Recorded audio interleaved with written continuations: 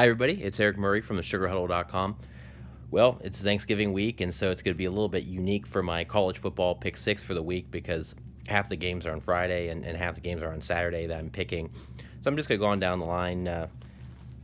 I'll just kind of go with the Friday games and then the Saturday games.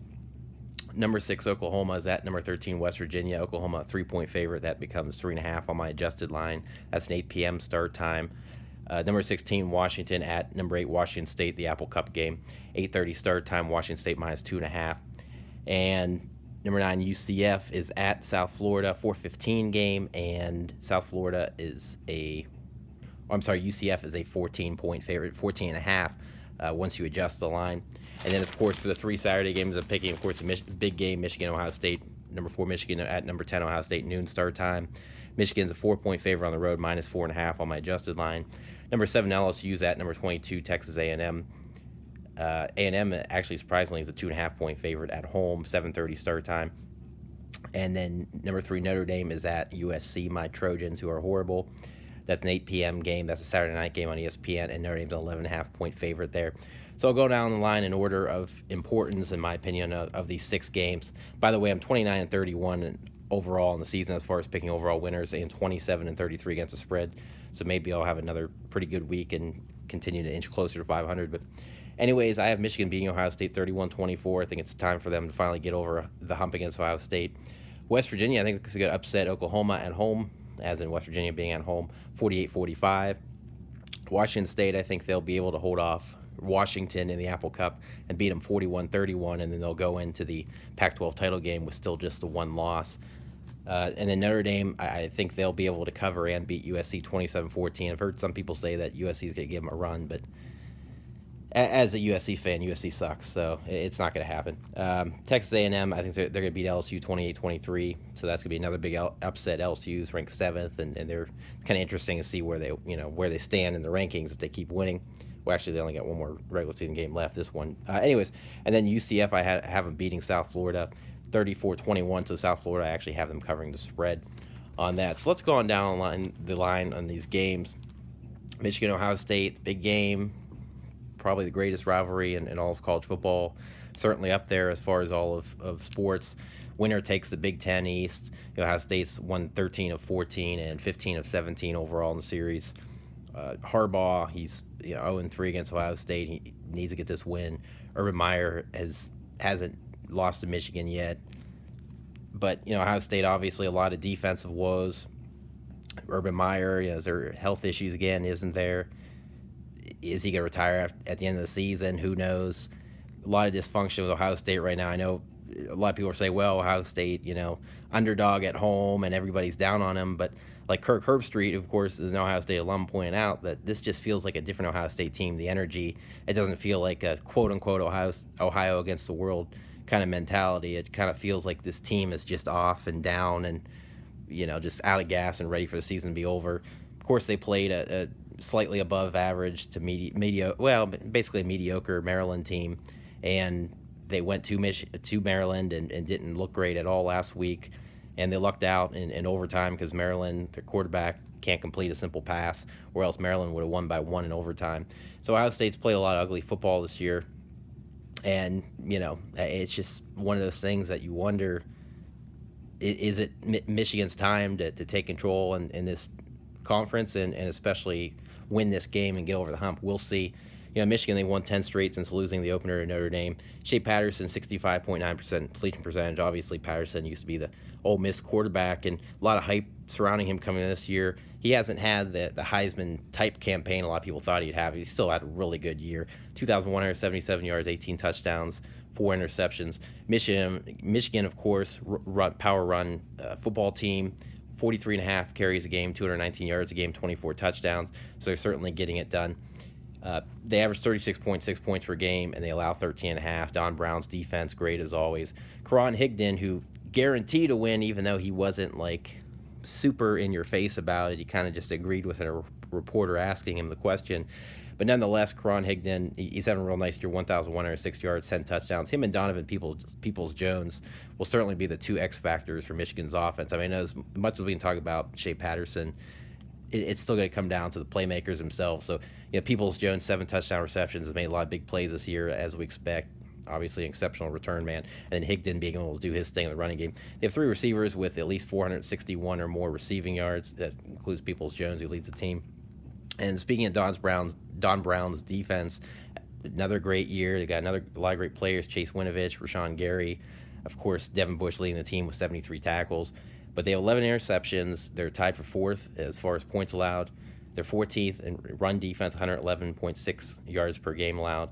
And they're also 14th in yards per carry, just less than 3.28 is the weird number, how it averages out. But yeah, Michigan's got a hell of a team, and all year long I've been doubting Michigan, and this is the put up or shut up game. If they don't win this game, then people who weren't really ready to jump on the Michigan bandwagon or who were doubting them all year long, this is a game Michigan has to win. If they don't win it, then a lot of people who had some doubts about Michigan are going to be validated. So Jim Harbaugh, I hate to be melodramatic, but I do believe this is the biggest game of Harbaugh's tenure at Michigan to this point, because last year Michigan wasn't that great of a team, so them losing to Ohio State wasn't the end of the world. The year before, it was a really big game, them and Ohio State, and obviously they lost, controversial finish there, but this is the biggest, because this Michigan team, I would argue, is even better than that team 2 years ago. They've got a great chance to go to the playoff, win this game, beat Northwestern, Big Ten title game. They're in the playoff. And even though I think they'll get killed by Alabama, who knows, maybe they move up to 2 or 3 and then avoid Alabama in the semifinal and play somebody else, and who knows, maybe they play in the national title game. So huge game for Michigan. As far as Ohio State, like I said, they haven't been playing great football. Their defense is starting to look like a Big 12 defense, which obviously isn't a compliment. I think they allow like 24.6 points per game or something like that. Not very encouraging. By Ohio State standards, by Urban Meyer's offense, 182.3 rushing yards per game sounds really, really good. But for Ohio State, when you look at them past years under Urban Meyer, averaging well over 200 yards a game. So it seems like kind of a down year. A lot of people said recently that they're not running the ball as well as they should, and maybe they're neglecting the running game a little bit. One thing people are concerned about is I like J.K. Dobbins more than Mike Weber. Both are really good backs, but I think J.K. Dobbins is a lot better. But a lot of people wondered, why hasn't Mike Weber been getting on the field and touching the ball more? And a lot of people thought maybe he was in Urban Meyer's doghouse. It was later reported that he had some sort of, I think, either a calf or a thigh type injury. It was like a lower body injury, I believe. But still, nonetheless, I think it's going to be interesting to see if he's healthy enough to play in this one, if he gets opportunities, because I think if Ohio State does a nice job of mixing up the carries between him and J.K. Dobbins, getting both guys a lot of touches, then really committing to the running game in this, because they become such a pass-heavy football team, and they do a lot of dinking and dunking, and it just feels like they get too dependent on throwing the ball. Dwayne Haskins is already rewriting the school record book as far as throwing the ball. He has 36 touchdowns, 7 picks, 3,729 yards, but need to commit to running the ball a lot more, especially going against this Michigan football team. You got to see if you can wear down that defense, because if not, it'd be a lot of three and outs, 4 and outs, and Michigan's offense will probably run all over Ohio State, who's terrible stopping the run. I mean, last week, how many rushing yards was it they gave up? I know the one running back from Maryland had just under 300. I think he was at 299. And I think as a whole, Maryland had pretty close to 400 rushing yards. So just horrible effort by Ohio State's defense. Even with Nick Bosa, they weren't having a great year defensively, but Nick Bosa definitely made them a lot better. And then obviously when he got hurt and then left the team, it's just made them a horrible defense. So, they need to find a way to shut down Michigan's running game, and they need to find a way to establish their own running game, and that's kind of the key, I think, to winning this. But beyond that, Tate Martell, obviously the backup quarterback for Ohio State, highly recruited guy a couple years ago. A lot of people say he's like the second coming of Johnny Manziel, not off the field. But anyways, Tate Martell, he's been getting in a little bit here and there, especially in red zone situations in the Maryland game, especially Michigan State game. There's been rumors that maybe they'll trot him out for this game and he'll play a lot. It'll be interesting to see how Ohio State does that, how Urban Meyer game plans that, because that could put a wrinkle into things, or it could, really, in a lot of ways, put their offense in a funk, because sometimes when you try to funnel in 2 quarterbacks, sometimes it you just kind of screws with everything, the chemistry and the timing and everything. And I know Urban Meyer, the whole Tim Tebow situation back in the day, funneling him in as a freshman. But this is, I don't know, this is a different situation. And so I think if you're Meyer, you have to be careful how you tread lightly the way you strategize this if you use Martell a lot in this game, or if at all. And then obviously Meyer, is this going to be his last game against Michigan last season? We'll see. That's going to be a big storyline. That's going to be a distraction. Maybe it motivates Ohio State. Maybe it doesn't. They have 4 receivers with over 300 receiving yards, 31 sacks, so their defense can get after it. But again, can't really stop the run. Big thing too is penalties. They average 7.8 per game, 69.3 yards per game. So discipline's been a major issue. We've seen a lot of Ohio State teams in the past that don't get penalized a whole lot, and so seeing that's definitely concerning. And yeah, that's pretty much it. So anyways, Michigan, Ohio State, I think Michigan's going to find a way to beat them. I think this is just their time to get over the hump. If they don't win this game, then Harbaugh's never beating Ohio State, I don't think. We'll see. West Virginia, Oklahoma, a lot of conference implications as well. It's one of the Friday games. The loser of this gets knocked out of the Big 12 title game because remember, Big 12 bringing back a title game this year, but they still only have 10 league teams. And the way they're doing it is because they have the conference round robin, whoever the top 2 finishing teams at the end of the regular season are, they play for the Big 12 title game the very next week. In this case, it would be next week, unless we're at the end of the regular season. And obviously, because of the way it worked out, as long as Texas beats Kansas, Texas will automatically be in the Big 12 title game. And then the loser of this game, West Virginia or Oklahoma, will get knocked out of the conference title game, meaning it will be Texas versus the winner of this game. And the reason for that, of course, is because Texas has beaten Oklahoma head-to-head. Oklahoma's only conference and overall loss. So if Oklahoma loses, that's 2 losses. And, of course, assuming Texas wins their game, then Texas would have the tiebreaker over them. They'd go to the conference title game. And, of course, if West Virginia loses, they already have the 2 conference losses. Of course, they got upset last week against Oklahoma State in a game that they were pretty well in control of for a while, had a 17-point halftime lead, 10-point lead late in the fourth quarter and blew it. Still had a chance to win it at the end there. But anyway, so if they lose, it would be a 3rd loss. And like I said, Texas will have presumably beat Kansas this weekend. So anyways, that's kind of what you're looking at. And of course, if West Virginia loses and Texas loses, then West Virginia would still get in because West Virginia beat Texas head-to-head. But nonetheless, more than likely what's going to happen, the loser of this game gets knocked out, and then, of course, the winner automatically qualifies for the Big 12 title game. So there's a lot on the line here, and even West Virginia with the loss knocked out of the national title picture. Still huge for them if they can somehow find a way to get to the Big 12 title game, win it, win a Big 12 title and win a major bowl game. Something that West Virginia, decent program historically, but not an amazing blue blood either. So at the very least, even if it's not a national title, it's still nice that they could be in this position with the Big 12. We'll see. But anyways, Will Greer, everybody knows, has been having a really strong year, has thrown some interceptions, has 8 picks on the year, 3,325 yards, 33 touchdowns. And then defensively, they've got a strong defense, even though they dropped the ball against Oklahoma State. Still 23.3 points per game allowed. That's pretty impressive by Big 12 standards. And it'll be interesting going up against such a strong Oklahoma offense, which I'll get to in a minute. They have 12 interceptions on defense. Keith Washington Jr. leads with 3 others with 2 each. And Kyler Murray in a couple of big games, for a guy who usually doesn't turn the ball over much, there's been a couple of big games where he has gotten a little turnover happy a little bit, the Texas loss. And, that's kind of one of the things that put him behind. There's another game recently, I want to say it was the Texas Tech game, where he had a pick 6, or at least he had a couple interceptions, something like that. So that's something West Virginia's going to have to try to do, is if they can kind of bait Kyler Murray and force him into a couple mistakes, and that'll give him an opportunity to keep the score down a little bit or do enough to outscore him. Obviously, I have this 93 combined points, not a whole lot of defense being played. We'll see how it actually turns out. And then OU, like I said, 10-1, only loss was to Texas. Kyler Murray, a lot of people think maybe he'll beat out Tua Tagovailoa for the Heisman, and Murray on the season, 3,310 yards, 34 touchdowns, 6 picks, but he also has 739 rushing yards and 10 touchdowns, so over 4,000 yards, 44 total touchdowns. And, of course, he could be the second straight Oklahoma quarterback to win the Heisman. We'll see how that works out. They have 3 players, including Murray, with 10-plus rushing touchdowns each. Another one's Trey Sermon. And Oklahoma has scored at least 48 or more points in these last 5 games following the Texas loss. 5-game winning streak, at least 48-plus in all those. And, of course, the Texas loss was 48-45, which is the score I'm predicting them to lose by in this one, ironically. So they've still scored at least 45 or more in the last 6 games, win or lose.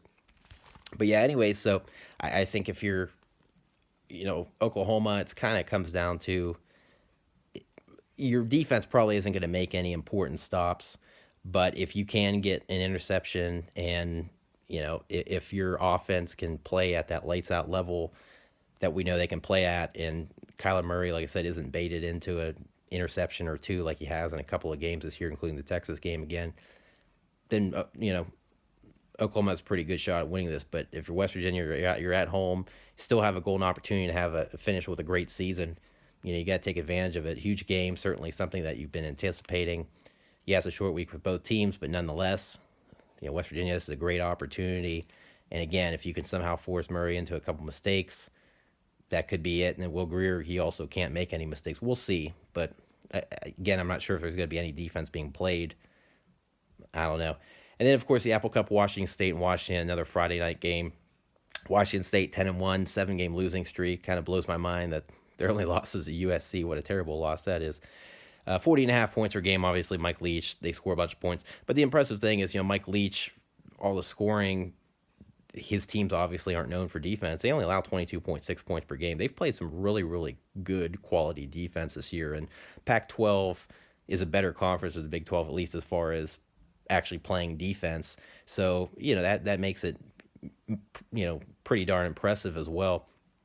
But anyhow, they're 23rd in run defense, and Washington, ironically, is actually 22nd. So they're right there. Both of them are really good run defenses. Washington State doesn't run the ball the way their system works with Mike Leach, so that doesn't really matter. That's not going to help Washington that much.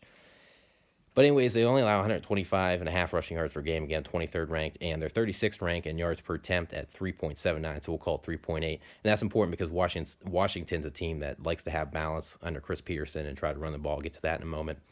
Gardner Minshew, another guy like Kyler Murray, could possibly steal the Heisman away from Tua Tagovailoa. We'll see. I still think Tua should win it, but we'll see. Of course, Washington State throws him more than anybody, over 70% of the time. He's completed 407 of 578 passes, 36 touchdowns, 7 interceptions, 4,325 yards. Just a hell of a player. I mean, he's a heck of a player. They scored 55 in the first half against Arizona last week. I know Arizona's not any good, but still impressive. And then they scored 69 overall, 69. But anyways, so we'll see. And as far as that defense, third downs, they only allow 34.8% third downs. So again, this is a really, really good defense. And again, you don't expect it with Mike Leach. Hell of a defense, and that's the reason why this is the best team he's ever had, even better than that Texas Tech team he had in 2008. They have 5 players with 50-plus tackles, so they do a good job of swarming to the ball. And then as far as Washington goes, they're 8-3, but they do have back-to-back wins. They're only 2-3 on the road, so that's going to be a key because all their losses, again, are on the road. This is going to be a really, really tough game for them. Jake Browning, senior year, he's set all these school records, but Washington fans are the first to tell you that they're real down on him. The way Washington fans are down on Jake Browning kind of reminds me of how Ohio State fans, and I'm from Ohio, so, most of my friends are Ohio State fans, unfortunately. But, it kind of reminds me of how Ohio State fans felt toward JT Barrett, and understandably so, because JT Barrett was way overrated and really wasn't that good. And it kind of feels like the same way that Washington fans treat Jake Browning, where he's done a lot of good things, but you can also see why the fans get frustrated with him. Nonetheless, Chris Peterson is stuck with him. On the year, Browning, he's been okay. 16 touchdowns, 8 picks, 225 yards per game, so nothing special. So he's kind of taken a step back, regressed a little bit. Myles Gaskin, senior running back, who obviously a lot of people are excited about, who's kind of a dark horse Heisman. He's obviously not had a Heisman year, nothing like that, but 906 yards, 7 touchdowns, 178.3 rushing yards per game as a team. Then Aaron Fuller, their top receiver, 49 catches, 754 yards, and 4 touchdowns. So Washington State, obviously you have a strong run defense, and so show that. Make Jake Browning beat you, because if that happens, I think Washington State can easily win this game. But if Washington shows good balance, which is the key to winning this game for them, they're going to have an opportunity to definitely upset Washington State. I mean, it's the Apple Cup. It's a big game. I know it's at Washington State, in Pullman, Palouse, tough place to play, but, they have a chance. Both teams, by the way, convert over 44% on third downs. Washington's defense, I should say, 39.7% third downs. And like I said, Washington State less than 35%. So both have pretty solid third down defenses, and both have really good third down offenses. So that's going to be another thing is, the battle of third downs. People don't really understand how important third down conversions are and third down stops. And so that's going to be really, really intriguing to see how that works out, as well as, again, Washington's running game against Washington State. And then overall, just one other thing to throw in for Washington, they average 28 points per game, no offensive juggernaut, so they definitely don't want to get in a shootout. Really good defense, allow only 16.6. They've had some really good defensive games this year, but again, I mean, it's going to be tough to slow down Washington State. We have seen teams do it, though. I mean, Cal held them to less than 20 points. Washington State was able to barely get by. Washington State's had a couple of other lower scoring games in the recent past, so it's going to be interesting to see what the Huskies can do. But like I said, offensive balance, that's going to be key. Making sure that you can run on Washington State and making sure it doesn't turn into a shootout. We'll see. And then, of course, again, diehard USC fan most of my life.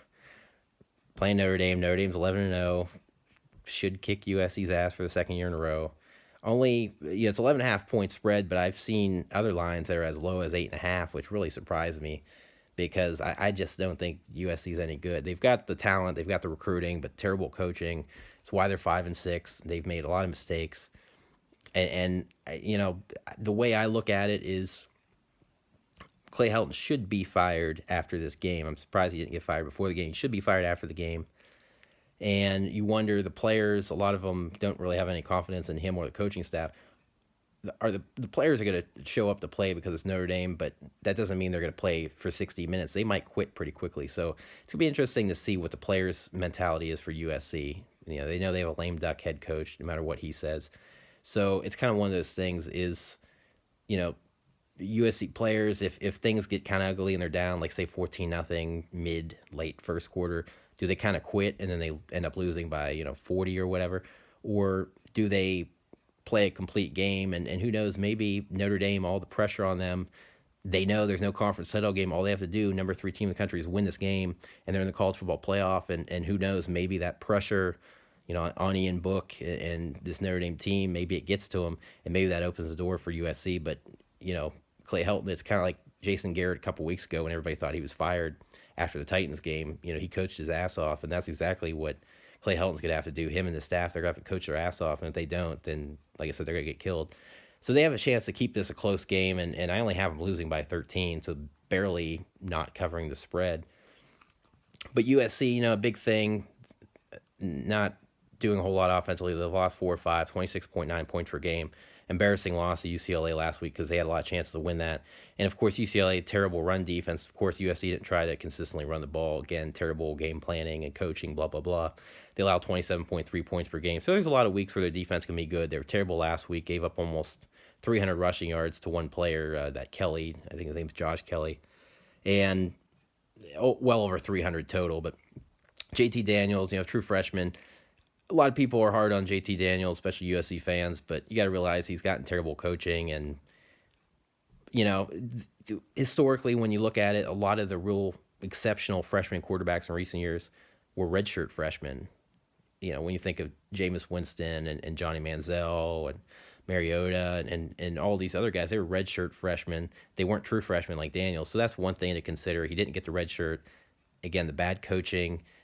And you could argue that probably Jack Sears should have kept playing after that Arizona State game instead of bringing Daniels back. Daniels, he looks for his high school teammate Amon-Ra St. Brown too much. St. Brown, heck of a receiver. But they've got 2 other exceptional receivers. You think about Michael Pittman. You think about Tyler Vaughns, who were the 2 best receivers they had last year. Outshined Deontay Burnett. And, you got St. Brown. So you've got 3 exceptional receivers.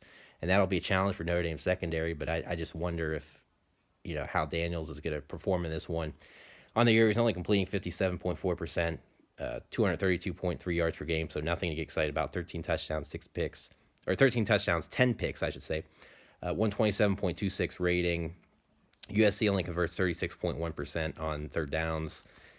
They only average 137 rushing yards a game of 4.1 yards per attempt, while they allow 168.3 and 19 touchdowns. And the thing that kills me about the rushing, again, like I said, they don't really commit to it enough, and the way they strategize it, the play calling is just horrible. especially some of those short yardage situations they had against UCLA. But Aka Cedric, aka Ced Ware, 757 yards, just under 6.8 yards to carry, 6 touchdowns. And Vavai Malapai, he's a heck of a running back, kid from Hawaii. He's a great all-around talent, a guy that if he had legit coaching and was on a legit team, he'd be in a situation where he'd be like a Heisman dark horse if he got the touches. He would be, an outside Heisman guy, but he doesn't get the touches. And, he's having a heck of a year, 5.4 yards to carry, 7 touchdowns. But again, underutilized, both of them, especially Malapai, just don't get enough touches. So USC, they're playing a tough Notre Dame team. Notre Dame only allows 17.3 points per game. Was tremendous against Syracuse last week. They only allow 53.9% passing. They've only given up 6 touchdown passes all year. They've intercepted opposing quarterbacks 12 times, and opposing quarterbacks have a horrendous 96.2 rating. Of those 12 interceptions, Jalen Elliott has 4. He's had a real nice year. Notre Dame, they're a team that they've gotten penalized a couple times. They've gotten penalized more recently than they had up until a couple games ago, but still nonetheless 5.2 penalties a game, 46.2 yards per game, not too shabby. USC, though, is one of the most penalized teams in the country, 8 penalties, 73.8 yards. Real lack of discipline there. We've kind of saw it in the UCLA game. I believe that was Brandon Peely, the defensive tackle for USC, who punched a UCLA player in the helmet, and he only got a personal foul penalty, but he should have gotten ejected. And it's just things like that. The wheels are falling off for USC. USC, by the way, we saw how terrible their offensive line was in the Cotton Bowl against Ohio State last year. It's better this year than it was last year, but it's not amazingly better by any means. And part of that, too, is because Daniels doesn't have the mobility of Darnold. I think if they had Darnold still, their offensive line would look better, but USC's given up 26 sacks. Or, I'm sorry, they've given up 25 sacks, and they have 26 on defense, so basically the same amount one way or another. But anyways, so really Notre Dame, I think if you kind of stick to the same game plan, USC's secondary has been down for a lot of years. And if you look at the Notre Dame game last year, even though it was at Notre Dame, it'll be a little bit different being in LA this year. Could be a lot of Notre Dame fans there. And, Notre Dame, they just attacked USC. They ran straight at them. They got aggressive down the field, and that's how they beat USC last year and beat them a couple years before that as well. That they just have to keep doing that. Ian Book's an amazing quarterback. Just be aggressive, stay on script, do what, you've been doing, and you're going to be fine. USC, you're going to have to play just an amazing game, and you're going to have to play a good amount of defense. I think if you're USC, you want to keep this under 30 points, but I don't know if USC themselves can crack 20 points, so we'll see. I almost picked it to be 27-17. I ended up going 27-14. So somewhere in that range. I think USC is capable of keeping a one-possession game going in the fourth quarter, but I just don't think they have enough for Notre Dame. So I think Notre Dame wins it, and they get in the college football playoff, which would be the first for them, and obviously the best team they've had since 2012. We'll see. So I don't think they're going to fall apart like they did at the end of last season. Texas A&M, LSU, another nice game. A&M 7-4, having a decent year. Jimbo Fisher's first. They're playing a little bit better than I thought they would, to be honest with you, in Fisher's first year. LSU 9-2. It's interesting in LSU because they got killed by Alabama 29-0. They've got 2 losses, but yet they're ranked 7th. They're still ahead of Washington State and UCF and Ohio State. And so it's kind of interesting. What is the playoff committee going to do if LSU beats A&M, a ranked team, and beats them impressively? I mean, where's LSU going to be in the final playoff standing? It's kind of interesting that they're still ranked that highly in the mix. But nonetheless, you look at LSU, they're in a position where they play really bad pass defense at Texas A&M. Texas A&M's allowing 261 yards per game, 21 touchdowns. A&M's defense only has 5 interceptions, and they allow 8.7 yards per attempt. A&M, they're in the Big 12 forever with all the other Texas schools, and when they moved to the SEC, they still played a Big 12 style ball because they had Kevin Sumlin as their coach for all these years. And of course, now that they got Jimbo Fisher, more of a pro style offense, and supposed to be much better defensively. But again, this is his first year. He's still trying to bring in his recruits and trying to establish his culture. So you can see kind of the remnants of Sumlin are still there in terms of still struggling to play defense, especially stopping the pass. But the thing about it is, even with that being said, Joe Burrow, as we know, is former Ohio State backup quarterback, now the LSU quarterback, struggled all year. They've kind of gotten by because of their defense and the running game, which is what LSU did under Les Miles as well. But, Burrow, 56.4% passing. It has just all of 9 touchdown passes, 4 interceptions, 7.3 yards of attempt, and just over 200 yards a game, 202.7. So it's going to be interesting because Texas A&M, as horrible as their pass defense is, their run defense is out of this world. Their run defense, let me make sure I get this right, they're allowing 82.8 yards per game, and their offense averages 201 rushing yards a game. But they only allow 82.8 yards per game. LSU has kind of been down for as much as they love to run the ball. They only average 4.1 yards per carry and 171 yards, so not where they want to be. And so that's going to be interesting, that matchup, the Texas A&M front seven going up against Nick Brossett, who has 13 rushing touchdowns in that LSU running game. So this is another game where Joe Burrow, he's probably going to have to do something in the passing game, because I don't think LSU's running game is going to be enough for them to just put up 24, 31 points or whatever and win it. So that's why I have A&M winning this game. Kellen Mond, he's had a decent year, 59.1% passing, 7.9 yards per attempt, 17 touchdowns, 8 picks, 137.1 rating, 243.6 yards per game. But, he's going up against a strong LSU secondary, as we know. Guys like Grant Delpit, 5 interceptions, John Battle with 3, Greedy Williams with 2, 16 total. LSU, though, they have 27 sacks, pretty decent number, but they also allow 27 sacks. Part of that's on Burrow. So really going to be interesting, because it could be a much more defensive-minded matchup than you'd think. So it's a pretty good matchup, I think, for A&M. And again, they average over 200 rushing yards a game. Travion Williams, 1,326 yards. He also has 13 touchdowns. And then Jay Sternberger, 42 receptions, 729 yards, 8 touchdowns, over 17.3 yards a catch. Again, he's a tight end. So this is a really intriguing matchup, I think, and especially a pretty good matchup for A&M. So this could be a really nice, somewhat, I hate to say statement win because that's an overused word, but somewhat of a statement win for them to end the regular season, to try and finish 8-4 here.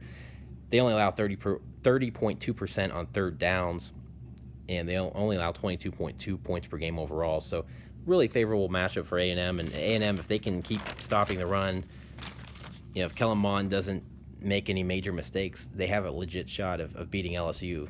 Force Joe Burrow to beat you, see what happens. So obviously that's a game where it could come down to a couple of key turnovers really flipping the field. We'll see how it goes. And then finally, to round out my college football pick 6 for week 13, UCF and South Florida. UCF 10-0, 23-game winning streak. Of course, had the big win over Cincinnati last week that I broke down. 43.6 points per game. They've scored 30-plus in every single game during the streak. They only allow 20.4.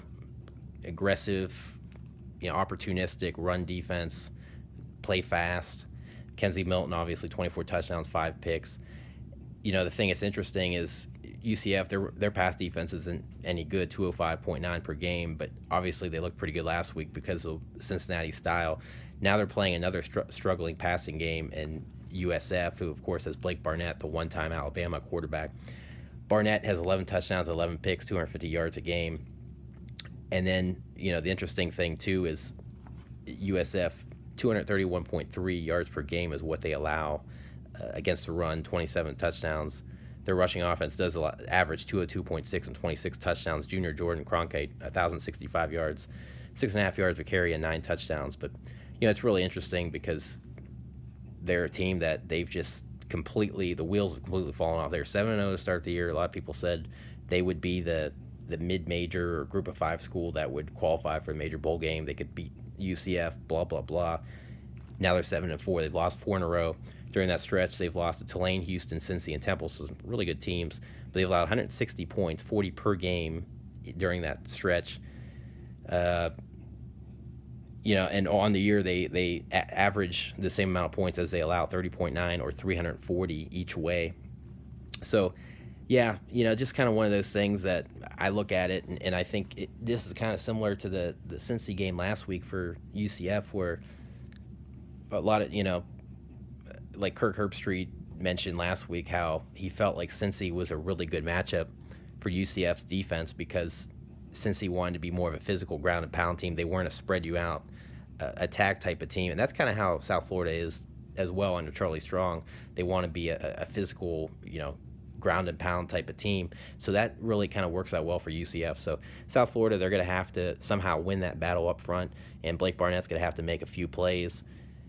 So we'll see, but I think that's a good matchup for UCF. Nonetheless, I think because it's on the road right after Thanksgiving, short week, I think South Florida will do just enough to cover the spread, but it's going to be just by the skin of their teeth. But nonetheless, obviously, they'd like to get a win and an upset, but just the way they've played the last 4 weeks, it's hard to imagine that they're going to find a way to beat UCF. It's hard to imagine UCF is going to win the game, but obviously a big storyline with them. They jumped Ohio State this week, UCF. They still have no shot to get in the college football playoff. It's unfortunate, but it's unfortunately the way the system is set up, but nonetheless, it's still a great opportunity for them to get a big statement win and, of course, come back next week and win the conference title. We'll see. Anyways, those are my Week 13 college football Pick 6 picks. Obviously, posted this video a little bit earlier because of all the Friday games going on. So I just want to say happy Thanksgiving, and I will get back to you in a couple days for the results. Thank you. Oh, and also, please go to thesugarhuddle.com and like my like my Facebook page, The Sugar Huddle, and also subscribe to my YouTube channel. Thank you.